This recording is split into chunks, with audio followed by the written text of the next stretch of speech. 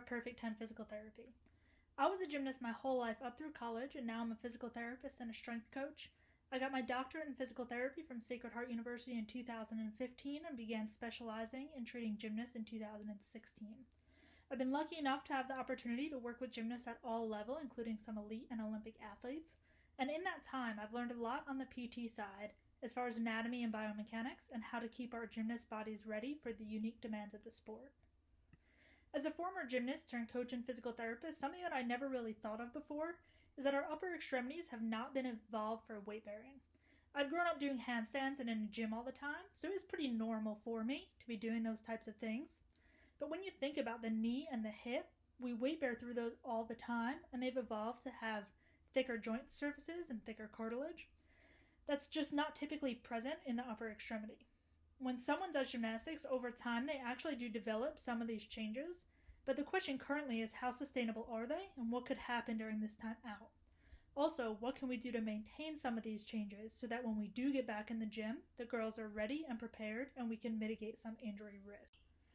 This is a terribly unfortunate situation we have going on for our country, for the people suffering and those on the front lines. But I have to say it is a unique opportunity for the girls to get out of the gym and explore movement in different forms, running around with friends or kicking a ball, things they usually don't have the time or energy to do when we are practicing. So from an athletic development standpoint, I think it's fantastic and it might even help when we get back in the gym. But there are a few things necessary for gymnastics that they're likely not getting. The first thing that we need to talk about is the weight bearing factor that I already mentioned. The other two things are overhead positioning and then distraction forces. These are things that we usually don't see in everyday life outside of the gym. So this is something that's pretty common in my adult clients, where they sit at a desk all day and they're not really exercising a lot for months or even years, and then they jump into the latest exercise program that has them loading both arms overhead like this. All of a sudden they end up with shoulder pain and they don't know why. And finally, we need to discuss distraction forces that come on bars. Due to the force of our body weight, skills we do under the bar do cause some distraction force at all the joints, the shoulder, the elbow, and the wrist. These forces are not inherently bad or dangerous. We just need to make sure we keep up the athlete's tolerance to them. Like anything else, it's about preparation and making sure that athletes have the ability to create or absorb forces equal or greater than the forces that we're actually asking them to do. So what I want to do with this video is to help you to learn how to keep that capacity up, so that when we are able to get back to the gym, we can safely give them a moderate workload and as a starting point and work up from there. So I've seen a lot on social media. Some of these gymnasts have these crazy elaborate backyard setups, full sets of bars, everything like that. So I'll mention a few things you can do if you do have that kind of setup, but I'm also going to give you some tools if you have absolutely no equipment, just some normal household items. So for weight bearing in the shoulder, we can talk about the obvious handstands, which are great, but they can also take a toll on the wrists. So another way we can work on this is statically, like this. We're going to get down on our hands and knees. We're going to flex our feet, tuck our toes under. We're going to lift those knees slightly up off the ground. I call this bear position. And we're going to go from bear position, we're going to come up to a downward dog position. So we're going to repeat this about 10 times or so. Depending on the age and ability of your athlete, you may do a few sets of this. We can also work on that weight bearing in the shoulder dynamically. So just on our hands and knees, we can give a little arm circle, block the ground away. Block the ground away. We can do that at different angles. So we can reach out, or we can reach in nice and close. And that's going to load the shoulder in a few different positions. Moving on to overhead positioning, I always think about the thoracic spine or the mid-back first. If we're all hunched over and we're stiff because we've been sitting on the couch on our phones or computers, there's really no way we can get into a nice overhead position safely and without pain. So the first thing I like to do to address this thoracic spine is a simple exercise called sideline thoracic rotation. So we're going to lay on our sides, knees together, tucked up in kind of a fetal position. And we're going to take our top arm. We're going to pretty much just draw a rainbow. and try to get this shoulder blade all the way to the ground. So again, I usually say 10 of these, but again, you're going to adjust that based on the age and ability of your athletes. We might do a couple of sets. You want to go till you feel some stretch, feel like you're a little bit looser, kind of getting down a little bit further each time.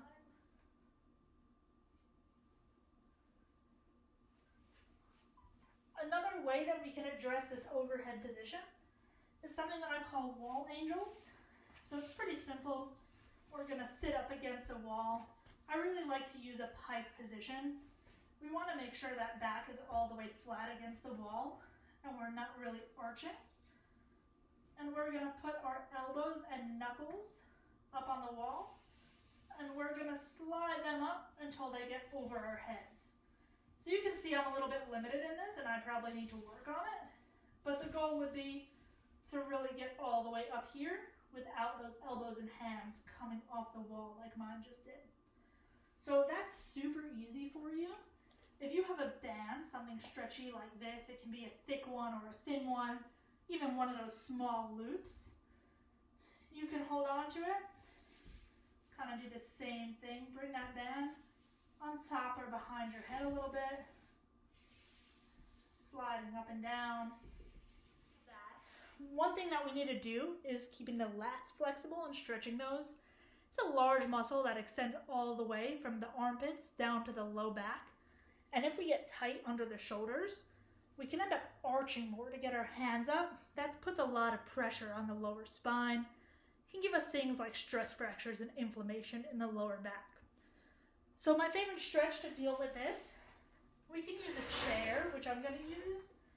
Usually a couch or your bed, depending on how high it is, can also work out. If I am in the gym, I usually use a spotting block for it. We're going to start on our knees. We're going to put our elbows up on that chair or box or block. Hands together like we're praying. We're going to put our behind down on our heels as close as we can get it. We're going to let our head relax in the middle. And then bend our arms up overhead. Straightening and bending a few times. If you're not feeling much of a stretch with this, what I usually recommend is to separate your hands a little bit. So if you have a basketball or something about that size, is helpful to keep your hands in this position. So that way hands would just be a little bit wider, but the same concept of bending and straightening. And that's just going to bring a little bit more enhanced stretch. Finally, with the shoulder, we need to talk about distraction. So even on basic bar skills like swings and giants, we can have 3.1 to 3.6 times our body weight distraction going through the shoulder. So the best way to stretch this is to hang on a bar if you have one, hang in different hand positions, even a one-arm hang if you feel up to it. But if you don't have access to something to hang on, we can mimic that with a chair, a heavy box, or some stable furniture in your house. So ideally, you would have somebody sitting in the chair because we want it to be pretty weighted down and not able to be tipped over. But we're kind of working with what we got here. So you'll just do your best and be careful not to tip any furniture over. So for this, we're just going to hold on to the top of the chair. And we're going to walk out in a pike position and think about driving our behind and our legs away from the chair as much as possible. And we want to be feeling a little bit of a stretch in the shoulders, maybe the mid-back with this. So with something like this, I'd probably hold that force for about 10 seconds and repeat that anywhere from 5 to 10 times. Moving down to the elbow, we'll talk about that compression or weight bearing first.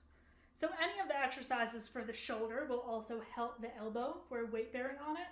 But something I want to talk about is the elbow angle. So a lot of gymnasts are what we call hypermobile or hyperflexible at their joints, and therefore they can overextend that elbow. So this flexibility is great for other aspects of the body in gymnastics, but for the elbows, it really puts us at risk for things like UCL injuries and can even increase the risk of OCD lesions due to forces on the elbow that don't even normally rub together, even in people who do weight-bearing sports. So it increases those forces. So when we think about it, impact on a front handspring vault can be up to 8 times our body weight. So we want to make sure we're as structurally sound as we can be to absorb those forces safely. So one thing that I've been working on with some of the athletes that I work with is finding what a truly straight elbow feels like, and not just locking out and kind of resting on their bones. So we can do this in a variety of positions, and I'll show you a couple of them here. So the first way I work on this is usually on hands and knees, and this is actually something great that can be taught over Zoom or over some sort of FaceTiming software, because the girls can look at themselves in the camera and see their arms. So we'll tell them to kind of lock out those elbows and see if we see any hyperextension. So the ones where we see this are the ones who are going to really benefit from this exercise. So then I tell them, okay, shake it out. Let's try to find a truly straight elbow. So a straight line up and down. And for a lot of the girls, especially the flexible ones, this is going to feel like their elbows are bent, but they're really not. They're just in a straight line, just not as straight as they're used to being. So from here, what I'll tell them to do, slightly bend the elbows, and then we're going to find that straight position again. So not locked out straight, but just straight up and down. So we'll repeat that a few times until they start to get comfortable with it.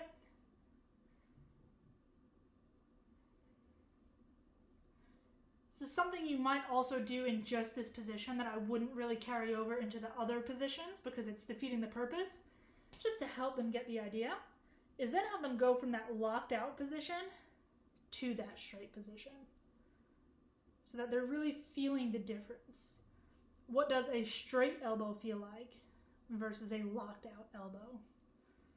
So we'll repeat that a few times. Once they've got the hang of it and we feel they're ready, we can move on to a push-up position. And again, we're going to bend the elbows and then find that just straight up and down line.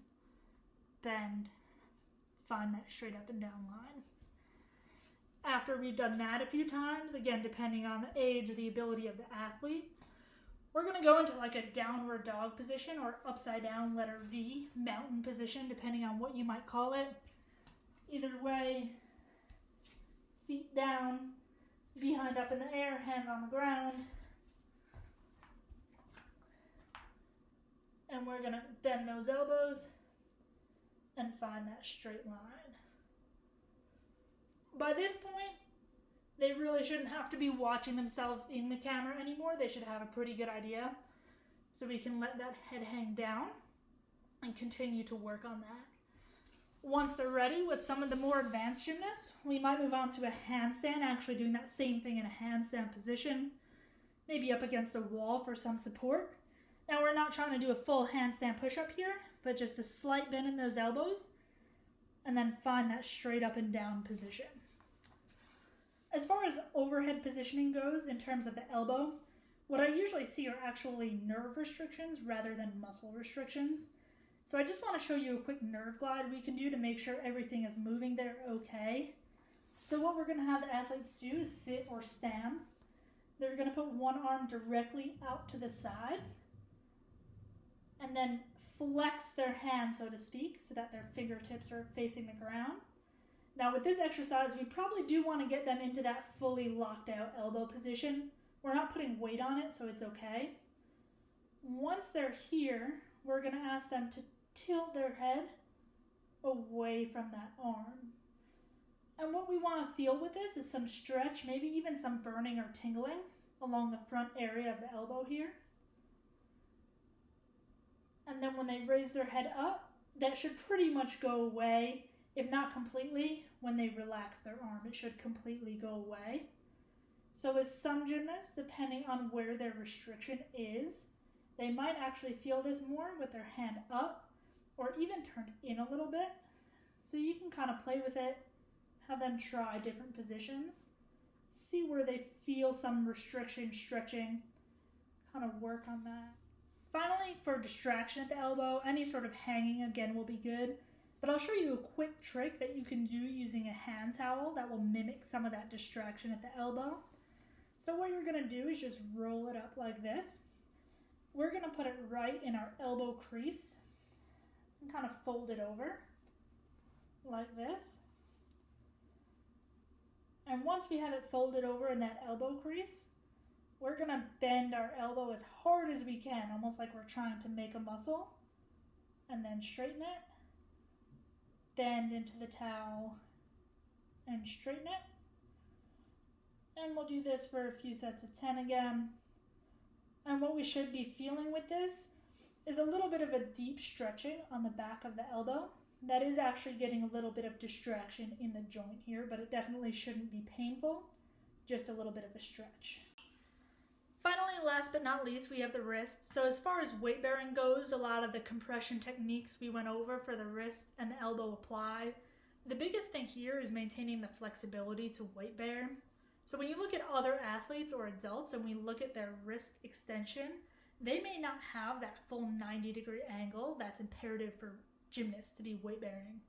So one mobilization that I like for this just requires some space on the ground and a target about 2 to 3 inches away. So with this, I'm going to get on my hands and knees, and I have this target that's set up about 2 to 3 inches away, and it should be about as high as my shoulder. If it's a little bit less, again, we're working with what we have, that's fine. But what we're going to do is keep that hand flat on the ground, especially kind of the base of the hand at the palm. And we're going to lean our weight forward and try to tap our shoulder to that target, to that object that we have set up. So what we're hoping to feel here is a stretch in the back of the wrist. Could be a little bit of pinching in the front, and that's okay, but it shouldn't be too painful. If we're not feeling anything, we're going to move a bit farther away. If we can't reach that target without the hand coming up, we're going to move a little bit closer. So overhead positioning isn't really a huge concern for the wrist, but we do want to keep this group of muscles we call the wrist flexors mobile. So this is especially something I'm concerned with right now. The kids are hanging on these smaller diameter bars, and it tends to make a little bit of overactivity in these flexor muscles, which come all the way from the hand down to the elbow and can cause some tension when we go up overhead. I also want to bring us back to that stretch we did for the lats. That's important because if we can't really extend those shoulders overhead and we still want to try to do a back handspring or back walkover or something like that, we're going to really have to rely on that wrist having a whole lot of flexibility.